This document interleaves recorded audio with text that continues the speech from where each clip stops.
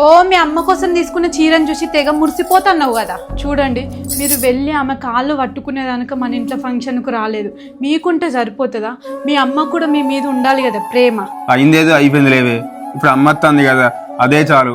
సరేలే, ఏ రోజు నీ మీద ప్రేమ ఉన్నది మీ అమ్మకు? అంత చిన్న కొడుకు మీదే కదా ప్రేమ. చిన్న కొడుకు బర్త్డే అయితే మెడలో బంగారు గొలుసు, వాళ్ళ పిల్లలకు డ్రెస్సులు, ఖరీదైన గిఫ్ట్లు. మరి మనకు మన పిల్లలకు నా బాధ అంతా బంగారం గిఫ్ట్ల కోసం కాదండి. ఏనాడైనా మన పిల్లల్ని ప్రేమతో దగ్గరికి తీసిందా? పెళ్లి చేసి వదిలేశారు అంతే. అప్పటి నుంచి జీవితంతో పోరాటం, మనుషుల మనసులు గెలవాలని ఆరాటం. మనం ఎన్ని కష్టాలు పడ్డామో మనకే తెలుసండి. మీ ఇద్దరికి ఆమె కదా అమ్మ. అలాంటప్పుడు మీ మీద సమతి తల్లి ప్రేమ చూపించడం ఏంటండి? మిమ్మల్ని తక్కువ చేసి మీ తమ్మునికి మర్యాద ఇస్తే తట్టుకోవడం నా వల్ల అయితే లేదండి.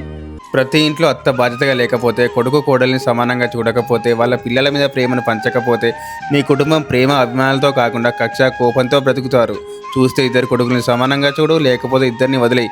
ఎవరి జీవితాలు వాళ్ళు సంతోషంగా బ్రతుకుతారు.